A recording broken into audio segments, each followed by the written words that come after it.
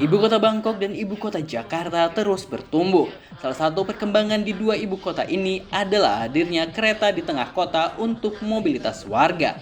Lalu bagaimana jika transportasi kereta dalam kedua kota ini kita adu? Kira-kira seperti apa sih wajah kereta di Bangkok dan Jakarta? Informasi ini berdasarkan pengalaman pribadi ya. Sebelum itu, mari subscribe Aksa Nation YouTube channel terlebih dahulu.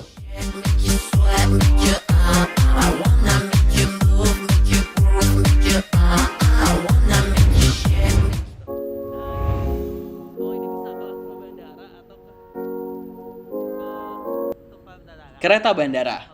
Letak bandara yang terkadang jauh dari pusat kota tentu memerlukan transportasi massal seperti kereta agar dapat mengangkut wisatawan menuju pusat kota.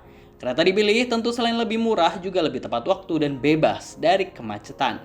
Bangkok yang merupakan kota sebagai tujuan wisatawan dunia rupanya telah menyediakan kereta bandara. Utamanya bagi penumpang yang turun di Bandara Suvarnabhumi dapat langsung mengakses kereta di bandara ke tengah kota.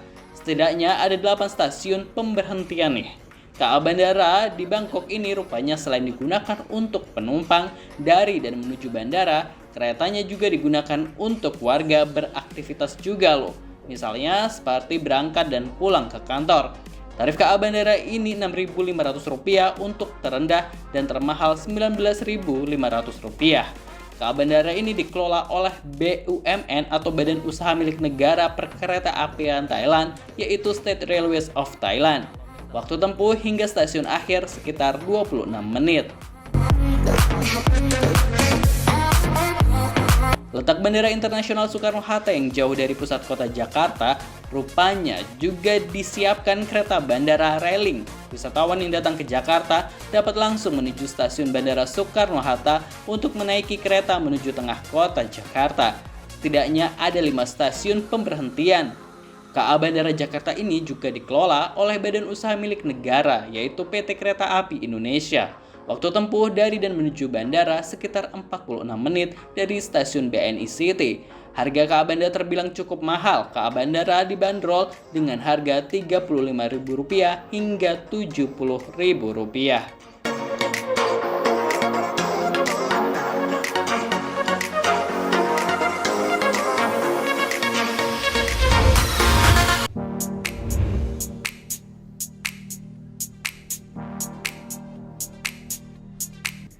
Kereta layang, salah satu transportasi publik yang sangat diandalkan oleh warga Bangkok dan wisatawan adalah BTS Skytrain atau Bangkok Mass Rapid System.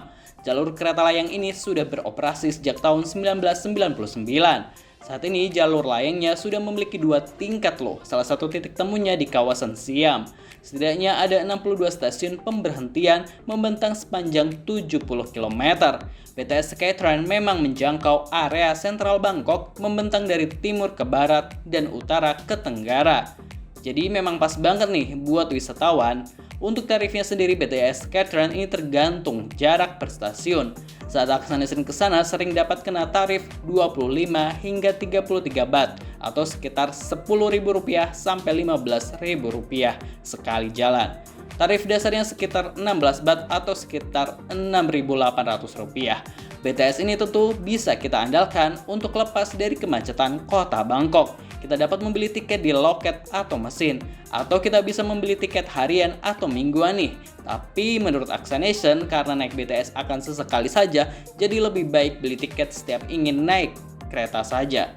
Tiket ini hanya bisa digunakan di BTS saja.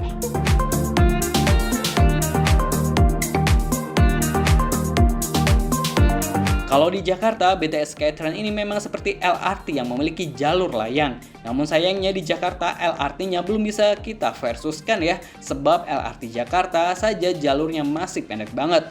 Sedangkan LRT Jabodebek baru mau dioperasikan sekitar Oktober tahun ini. Secara jarak dan lainnya pasti kalah. Tapi untuk kereta yang sudah menjangkau seluruh sudut kota Jakarta, kalau BTS ini kita sandingkan sementara nih dengan kereta KRL. Karena KRL juga ada yang layang kan jalurnya, hehe. Yap, Jakarta tentu memiliki kereta komuter yang bisa diandalkan untuk menjangkau seluruh ibu kota. Jalurnya membentang dari timur, barat, utara, selatan, dan menjangkau kota penyangganya. Tarif kereta KRL ini lebih murah dibandingkan BTS Bangkok, di mana 1-20 km pertama tarifnya Rp3.000 atau sekitar 7 Baht, lalu 10 km berikutnya akan dikenakan tambahan tarif Rp1.000 atau sekitar 2,5 Baht. KRL juga bisa menjadi pilihan untuk menghindari kemacetan Jakarta ya.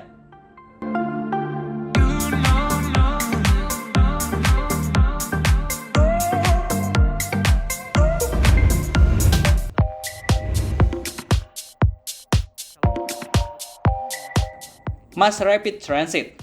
Metropolitan Rapid Transit adalah sistem angkutan yang melayani kawasan metropolitan Bangkok di Thailand. Saksi pertama jalur biru antara Hua Lamphong dan Bang Sue dibuka tahun 2004 sebagai sistem transportasi umum kedua di Bangkok. MRT dioperasikan oleh Bangkok Metro Public Company Limited atau BMCL dengan konsensi yang diberikan oleh Mass Rapid Transit Authority of Thailand atau MRTA. Bersama dengan Bangkok Mass Rapid Transit System (BTS) dan Airport Rail Link atau ARL, MRT merupakan bagian dari infrastruktur transportasi darat Bangkok. MRT melayani lebih dari 240.000 orang setiap harinya, memiliki 18 stasiun yang beroperasi sepanjang 20 km, yang semuanya di bawah tanah. Jalur biru atau jalur Chalom Racha Mongkong adalah satu-satunya jalur yang saat ini beroperasi. Sampai 2011, 2 perpanjangan jalur biru sedang dibangun. Di Thailand, MRT memiliki nama resmi Road Tai Phai Mahakorn, kereta listrik metropolitan. Jalur MRT kedua yaitu MRT Jalur Ungu. Secara resmi, jalur Chalong Ratchadam dibuka pada 6 Agustus 2016 dan menghubungkan Thaupon dengan Kowloon Bang Phai di Nonthaburi di barat laut Bangkok Raya.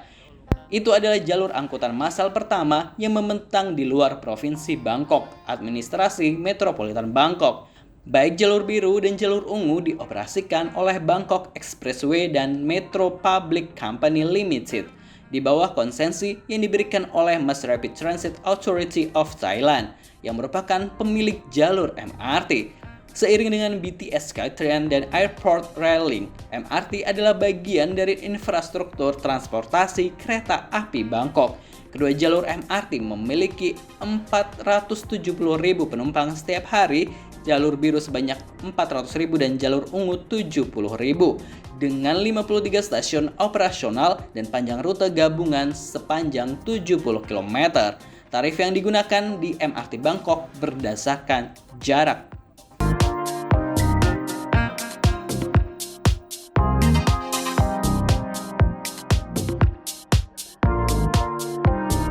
Kalau Bangkok sudah memiliki MRT sejak tahun 2004, Jakarta baru memilikinya di 24 Maret 2019 resmi beroperasi. Ide pembangunan MRT di Jakarta telah dicetuskan sejak tahun 1985 oleh Kepala Badan Pengkajian dan Penerapan Teknologi saat itu B.J. Habibie. Pihak BPPT mengatakan bahwa pertumbuhan populasi di Jakarta menurun antara tahun 1985 hingga 1990. Namun pertumbuhan kota satelit Jakarta tinggi, sehingga mobilitas warga dari ibu kota ke Bodetabek sangat besar. Jalan-jalan di Jakarta dinilai akan tidak mampu lagi mengakomodasi mobilitas penduduk. Oleh karena itu, dibutuhkan satu mode transportasi yang mengakomodasi mobilitas masyarakat dari wilayah Bodetabek. Proses pengembangan jalur pertama MRT Jakarta dimulai saat Presiden SBY menetapkan sistem ini sebagai proyek nasional pada November 2006.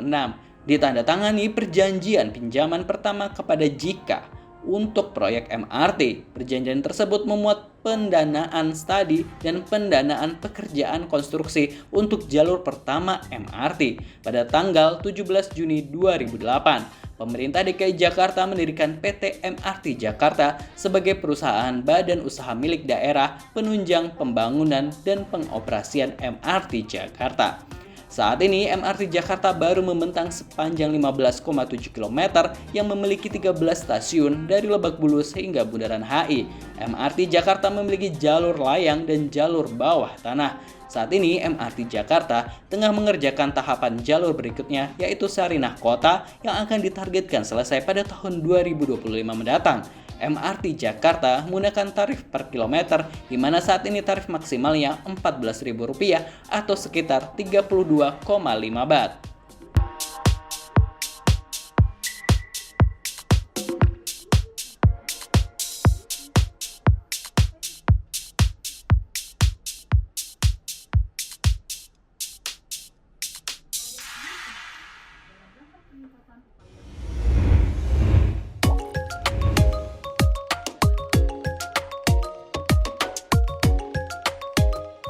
Sistem integrasi dan pembayaran. Kalau dilihat dari sejarahnya di mana Bangkok memang sudah lebih dahulu memiliki BTS, MRT, dan KA Bandara, maka nggak heran jika integrasi di kota ini memang sudah diperhitungkan.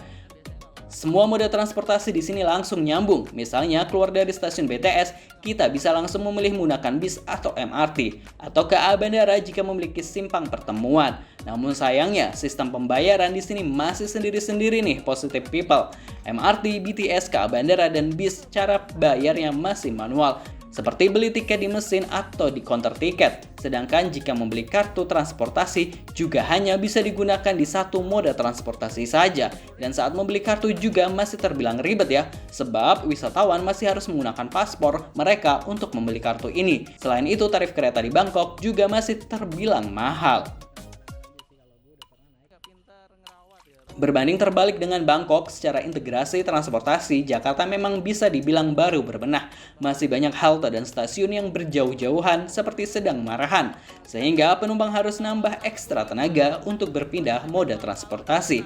Kecuali nanti LRT Jabodebek dan Transjakarta di kawasan Mega Kuningan stasiun dan haltenya langsung menyatu. Namun soal kemudahan dan kemurahan, biaya transportasi publik Jakarta tentu lebih murah, di mana sistem cashless sudah digunakan di sini. Dan satu kartu bisa digunakan untuk semua moda transportasi, jadi tidak perlu memiliki banyak kartu-kartu lagi. Kartu pembayaran juga mudah didapatkan di stasiun atau halte-halte tanpa perlu validasi data dan lain sebagainya. Apalagi sekarang Jakarta juga sudah mulai menerapkan tarif integrasi di Transjakarta, LRT Jakarta, dan MRT Jakarta. Sehingga pengguna transportasi di tiga moda ini akan mendapatkan harga yang lebih murah, maksimal Rp10.000 atau sekitar 23 Baht.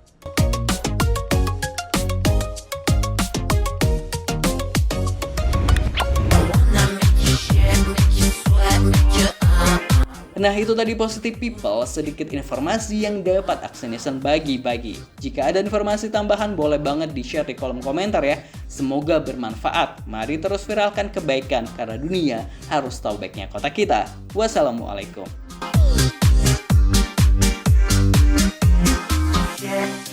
I wanna make you shake, make you